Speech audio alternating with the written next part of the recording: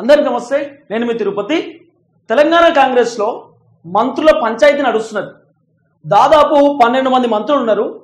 ఈ 12 మంది మంత్రులకు వెళ్ళి ఇద్దరిని క్యాబినెట్ లో నుండి తీసేయబోతున్నారు అనేది ప్రధానంగా సోషల్ మీడియాలో వినబడుతున్నటువంటి వార్త. ఈ మంత్రులకు సంబంధించినటువంటి అంశం పైన సోషల్ మీడియాలో దుమారం రేపుతా ఉంది. చాలా మంది రాజకీయ విశ్లేషకులు, సీనియర్ జర్నలిస్టులు ప్రధానంగా మాట్లాడుతూ ముందుకు వస్తున్నారు. దాదాపు 12 మంది మంత్రులు ఉంటే దాంట్లోకి వెళ్ళి ఇద్దరిని తీసేయబోతున్నారు. ఆ ఇద్దరిలో ఒక మంత్రి ఎప్పుడు కూడా కాంట్రవర్సీలో ఉంటుంది. ఆ మంత్రి ఏం మాట్లాడుతుందో ఆమెకే క్లారిటీ ఉండదు. తర్వాత ఆ మంత్రి ఫస్ట్ ఆమె మంత్రి పదవికి అన్ఫిట్ అనేటటువంటి ఒక చర్చ కూడా నడుస్తున్నది. ఆమె ఫిట్ కాదు, అన్ఫిట్. ఆమెకు మంత్రి పదవి ఇవ్వడం వల్ల కాంగ్రెస్ కు కొంత డ్యామేజ్ అయింది. ఇష్టానుసారంగా మాట్లాడుతూ ఉంది. ఆధారాలు లేకుండా ఆ మంత్రి మాట్లాడింది. ఆ మంత్రి పైన కేసు కూడా నమోదైంది, నోటీసులు కూడా పంపించినారు. తర్వాత ఆ మంత్రి వల్ల కొంత కాంగ్రెస్ కు డ్యామేజ్ జరిగేటటువంటి అవకాశం ఉన్నది అని చెప్పి గతంలోనే భావించినటువంటి కాంగ్రెస్ ఇప్పుడు ఆ మంత్రిని పదవిలోకి వెళ్ళి తీసేద్దామనేటటువంటి ఆలోచనలో కాంగ్రెస్ హైకమాండ్ ఉంది అనేది ప్రధానంగా సోషల్ మీడియాలో నడుస్తున్నటువంటి చర్చ. అసలు ఆ మంత్రి చేసినటువంటి తప్పేంది? ఆ మంత్రిని ఎందుకు తీసేయబోతున్నారు అంటే, ఒకసారి ఒక వీడియో మీకు వినిపించేటటువంటి ప్రయత్నం చేస్తా. గతంలో కేటీఆర్ ని ఉద్దేశిస్తూ మంత్రి కొండా సురేఖ గారు మాట్లాడినటువంటి వీడియో కాస్త ఇప్పుడు కూడా సోషల్ మీడియాలో వైరల్ గా మారినటువంటి పరిస్థితి.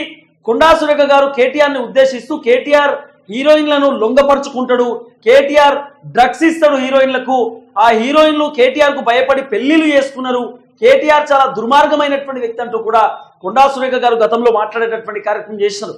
తర్వాత ఒక మంత్రి హోదాలో ఉన్నటువంటి వ్యక్తి ఇష్టానుసారంగా మాట్లాడడం ఏంది? ఆమె మంత్రి అనుకుంటుందా లేకపోతే ఏమనుకుంటుంది? ఆమె ఇట్లా మాట్లాడడం సరికాదు కదా అని చెప్పి ఇటు ప్రతిపక్ష పార్టీలకు సంబంధించినటువంటి నేతలు కూడా మాట్లాడుతూ ముందుకు వచ్చినారు.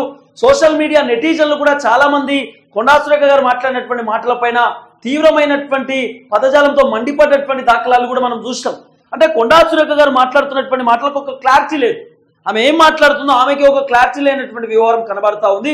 కాబట్టి కొండా సురేఖ గారు స్టార్టింగ్ నుండి ఎండింగ్ వరకు దాదాపు వరుస వివాదాల్లో చిక్కుకుంటూ వస్తున్నటువంటి సిచ్యువేషన్స్ మనం చూస్తాం. ఒకసారేమో కొండా సురేఖ గారు ఆమె కేటీఆర్ కి సంబంధించినటువంటి వ్యవహారంలో మాట్లాడింది. రెండోసారి ఇక్కడ గీస్కుండకి సంబంధించినటువంటి అక్కడ మండలానికి సంబంధించిన సిఐ కుర్చీలో కూర్చుందామే, సిఐ కుర్చీలో కూర్చొని సిఐనే బెదిరించే రకంగా మాట్లాడింది అనేటటువంటి చర్చ నడిచింది. తర్వాత కొండా సురేఖ గారు ఒకసారి వేములవాడకు పోయినప్పుడు కూడా ఆమె కొంత అక్కడ ఘర్షణ వాతావరణం జరిగింది. వేములవాడలో కూడా కొండా సురేఖ గారి పైన కొంత కంప్లైంట్స్ వచ్చినాయి. తర్వాత కొండా సురేఖ వల్ల అక్కడ ఉన్నటువంటి వరంగల్ కి సంబంధించినటువంటి ఎమ్మెల్యేలు ఇబ్బంది పడతా ఉన్నారు. కొండా సురేఖ వర్గం ఒకటి, తర్వాత అక్కడ ఉన్నటువంటి ఎమ్మెల్యేల వర్గం ఒకటి. కొండా సురేఖకు అక్కడ ఉన్నటువంటి ఎమ్మెల్యేలకు గిట్టట్లేదు, పడట్లేదు అనేటటువంటి ఒక చర్చ నడుస్తున్నది. కొండా సురేఖ పర్ఫార్మెన్స్ మేము తట్టుకోలేకపోతా ఉన్నాం, ఇష్టానుసారంగా వ్యవహరిస్తా ఉంది. ఆమె నేను మంత్రి కదా, నేను ఏం చెప్తే అదే నడవాలి, వేరేటోళ్ళు ఏం చెప్పినా కూడా మీరు వినకండి అని చెప్పి అధికారులకు కూడా కొండా సురేఖ చెప్తా ఉంది. అది మాకు నచ్చట్లేదు అంటూ కూడా కొంత కాంగ్రెస్ పార్టీ ఎమ్మెల్యేలు, ఓవైపు ఇటు పిసిసి అధ్యక్షుడు మహేష్ కుమార్ గౌడ్ కి, తర్వాత అప్పుడు దీపాదాస్ మున్షి గారు ఉన్నారు, ఆమెకు కూడా కంప్లైంట్ ఇచ్చారనేటటువంటి ఒక చర్చ కూడా ఉంది. కాబట్టి ఇవన్నీ కూడా స్కోప్ చేసుకొని ఇవన్నీ కూడా అనుగుణంలోకి తీసుకున్నటువంటి కాంగ్రెస్ పార్టీ కొండా సురేఖ గారిని మంత్రి పదవిలోకి వెళ్ళి తప్పిద్దామనేటటువంటి ఆలోచనలో ఉన్నారు అనేది ప్రధానంగా వినబడుతున్నటువంటి ఒక అంశం. మరి కొండా సురేఖ గారిని మంత్రి పదవిలోకి వెళ్ళి తప్పిస్తే జరిగేటటువంటి పరిణామాలు ఏంది, ఏం జరగవచ్చు అనేటటువంటి కోణంలో కూడా కొంత కాంగ్రెస్ ఆరా తీస్తా ఉందనేటటువంటి ఒక చర్చ నడుస్తున్నది. ఎందుకంటే మొత్తం ఉమ్మడి వరంగల్ జిల్లాకి సంబంధించినటువంటి వ్యవహారంలో ఓవైపు సీతక్క గారు మంత్రిగా ఉన్నారు, తర్వాత పొంగులేటి శ్రీనివాస్ రెడ్డి అక్కడ ఇన్ఛార్జ్ మినిస్టర్ గా ఉన్నాడు వరంగల్ కి సంబంధించి. అయితే అక్కడ ఉన్నటువంటి ఆ వరంగల్ ఉమ్మడి వరంగల్ నియోజకవర్గాలు ఏదైతే ఎమ్మెల్యేలు చాలా మంది కొండా సురేఖ పైన పొంగులేటి శ్రీనివాస్ రెడ్డికి కంప్లైంట్ ఇచ్చినట, హైకమాండ్ కు సైతం కంప్లైంట్ ఇచ్చినట, రేవంత్ రెడ్డికి కూడా చెప్పినట, మేడం వల్ల మాకు ఇబ్బంది అవుతా ఉంది, ఇష్టానుసారంగా వ్యవహరిస్తా ఉంది, మమ్మల్ని పట్టించుకోవట్లేదు, అసలు మమ్మల్ని డేక్తలేదు, మేము ఏం మాట్లాడినా కూడా ఆమె పెద్దగా మాకు రెస్పాన్స్ ఇవ్వట్లేదు, మాకు కరెక్ట్ అనిపిస్తలేదు అని చెప్పి కూడా ఎమ్మెల్యేలు చాలా సార్లు కంప్లైంట్ ఇచ్చినప్పటికీ అక్కడ ఉన్నటువంటి వాళ్ళు పట్టించుకోలేదు. తర్వాత ఎమ్మెల్యేలు ఏకంగా మా పదవులు అయినా మంచిదే, ఈ కాంగ్రెస్ లో మేము లేకపోయినా మంచిదే, ఈ టార్చర్ మేము భరించలేము అనేటటువంటి కోణంలో అక్కడ ఉన్నటువంటి ఎమ్మెల్యేలు కూడా ఉన్నారు అనేది కొంత సోషల్ మీడియాలో వినబడినటువంటి ఆ మధ్యకాలంలో పెద్ద చర్చ నడిచినటువంటి వార్త. కాబట్టి కొండా సురేఖ గారు ఉంటే కాంగ్రెస్ కి డ్యామేజ్ అయ్యేటటువంటి అవకాశం ఉండొచ్చు. తర్వాత కొండా సురేఖ గారు అసెంబ్లీలో మాట్లాడుతున్నటువంటి మాటలు కూడా ఆమె క్లారిటీ లేదు. ఆమె శాసన మండలిలో మాట్లాడినా, అసెంబ్లీలో మాట్లాడినా ఆమె మాట్లాడుతున్న మాటలకు ఆమెకు క్లారిటీ లేకుండా పోయింది. ఏం మాట్లాడుతుందో ఆమెకి అర్థం కానటువంటి సిచ్యువేషన్స్ లో ఆమె మాట్లాడుతున్నది. తర్వాత కొండా సురేఖ వర్గపోర్ అనేది ఇప్పుడు స్టార్ట్ అయిపోయింది. ఎందుకంటే కొండా సురేఖ ఎప్పుడు కూడా ఆ ఎమ్మెల్యేని కలుపుకొని ముందు పోవడం, ఈ ఎమ్మెల్యేని కలుపుకోవడం ముందు పోవడం అనేటటువంటి వ్యవహారం ఆమె దగ్గర ఉండదు. ఆమె స్టైలే వేరు, ఆమె రూటే వేరు. కాబట్టి కొండా సురేఖ గారిని మంత్రి పదవి నుండి తప్పించి కొండా సురేఖ గారి ప్లేస్లో మొన్న ఎమ్మెల్సీ టికెట్ వచ్చినటువంటి రాములమ్మకు అవకాశం ఇద్దామనేటటువంటి ఆలోచనలో హైకమాండ్ ఉందనేది ప్రధానంగా వినబడుతున్నటువంటి చర్చ. మహిళా కోటాలో కొండా సురేఖ గారి పదవిని కాస్త రాములమ్మ అంటే విజయశాంతికి ఇద్దామనేటటువంటి ఆలోచనలో హైకమాండ్ ఉంది. అందుకే విజయశాంతి గారికి direct AICC high command MLC ticket ఇచ్చినారు. విజయశాంతిని క్యాబినెట్ లోకి తీసుకునేటటువంటి ఆలోచనలో ఉన్నారు అనేది కూడా కొంత సోషల్ మీడియాలో వినబడుతున్నటువంటి ఒక పెద్ద ఎత్తున ఒక చర్చ.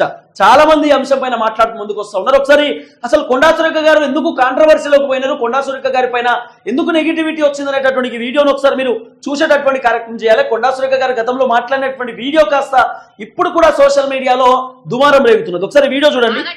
డ్రైవర్స్ 100% కేటీఆర్ చేయబట్టే అయింది. ఎందుకంటే కన్వెన్షన్ హాల్ ని కూలగొట్టద్దు అని అంటే సమంతను నా దగ్గరికి పంపాలి అని చెప్పి ఆయన డిమాండ్ చేశాడు. సమంత గారిని వెళ్ళమని చెప్పి నాగార్జున వాళ్ళు ఫోర్స్ చేశారు. సమంత నేను వెళ్ళను అనింది. వెళ్ళను అంటే వాళ్ళు చెప్తే వింటే విను, లేకపోతే వెళ్ళిపోండి డైవర్స్ ఇచ్చారు. అది ఓపెన్ సీక్రెట్. అది అందరికీ కూడా ఇంటర్నల్ గా మీడియా వాళ్ళంతా వాళ్ళకి ఇండస్ట్రీ వాళ్ళందరికీ కూడా తెలుసు. ఈరోజు సమంత జీవితం అన్యాయం కావడానికి 100% కేటీఆరే కారణం. అదే విధంగా 2-3 హీరోయిన్లు పెళ్లిళ్ళు కూడా చేసేసుకున్నారు. ఎందుకు అన్నట్టు ఈ డ్రగ్స్ కేసు రాగానే ఈరోజు మీకు తెలుసు రకుల్ ప్రీత్ సింగ్ ఆల్రెడీ బయట ఆమె పెళ్లి చేసేసుకుందా. ఇంకొకరిద్దరు హీరోయిన్స్ కూడా గబగబా పెళ్లిళ్ళు చేసేసుకున్నారు. ఈ తలకాయ నొప్పి మాకేంద్ర బాబు, మేమిందులో ఇరుక్కుంటాము. ఆ రోజు ఆయన అధికారం ఉండి ఈ విధంగా వాళ్ళ ఫోన్లు ట్యాప్ చేసి వాళ్ళు ఎవరితోటన్నా సీక్రెట్ గా మాట్లాడుకున్న వాటిని రికార్డ్స్ తీసుకొని ఆ రికార్డ్స్ వాళ్ళకి వినిపించి బెదిరించి ఈ రికార్డు మీద ఉంది నా దగ్గర, మీరు కానీ రాకపోతే ఈ రికార్డు నేను బయట పెడతా అనే పద్ధతిలో చాలా మంది హీరోయిన్లను లొంగపరుచుకున్నాడు. వాళ్ళందరినీ డ్రగ్స్ కి అలవాటు చేశాడు. ఈయన కూడా డ్రగ్స్ వాడాడు. దానితోటే ఆ రోజు డ్రగ్స్ కేసు కానీ ఈ రోజు ఫోన్ ట్యాపింగ్ కేసు కానీ చాలా సీరియస్ గా మన ప్రభుత్వం తీసుకోవడం జరిగింది. వాళ్ళ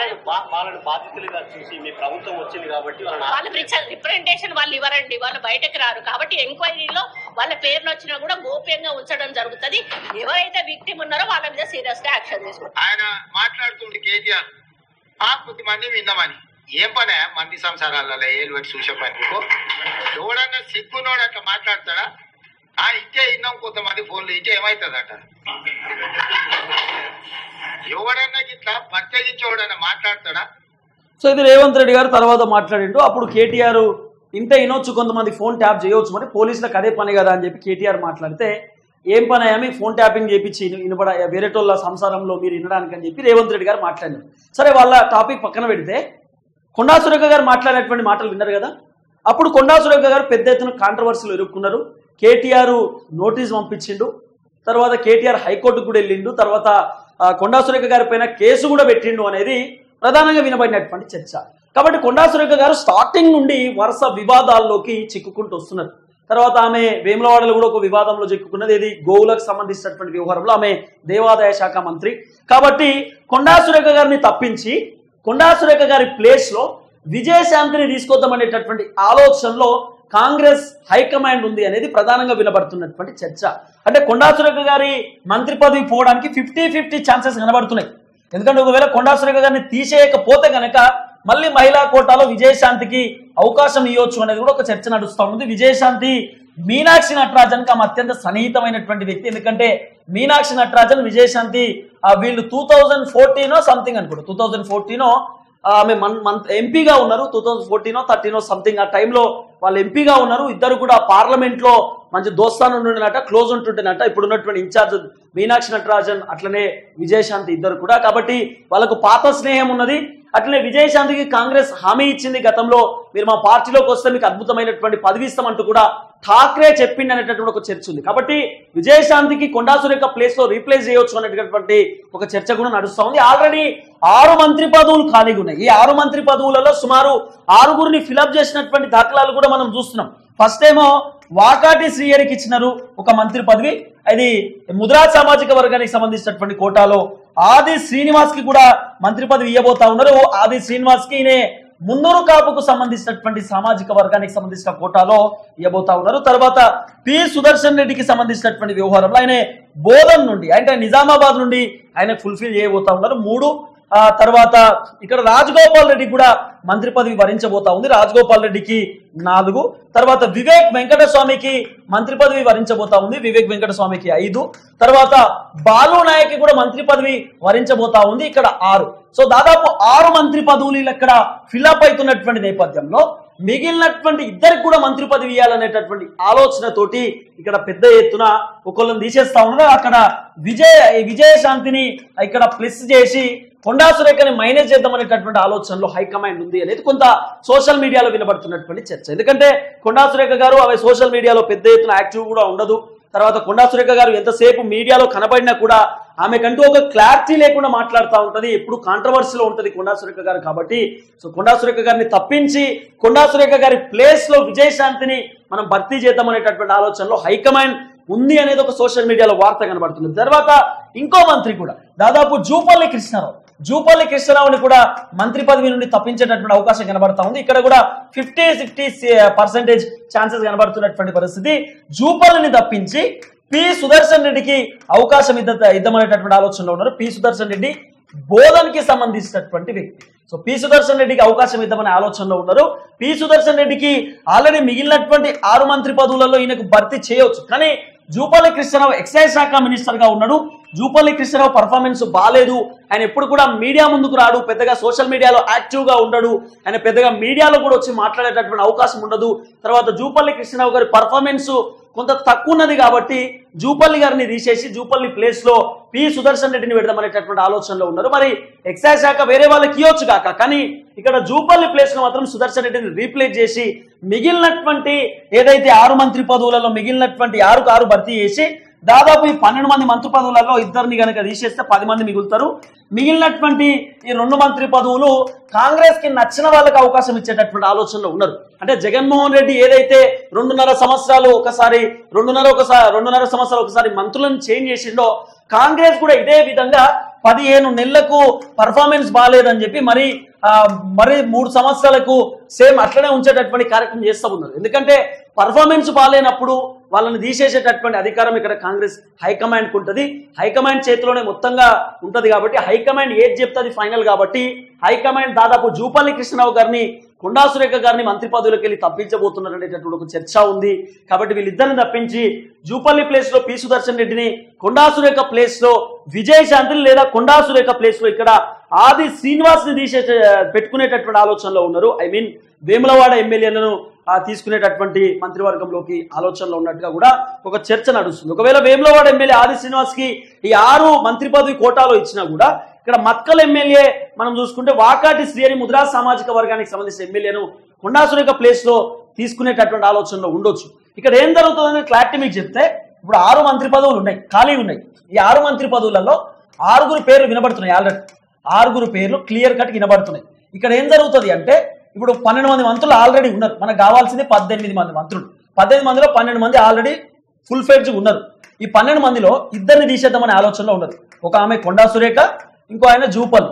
ఈ జూపల్లి కొండా సురేఖను తీసేసి కొండా ప్లేస్ లో విజయశాంతిని పెడదామనేటటువంటి ఆలోచనలో ఉన్నారు.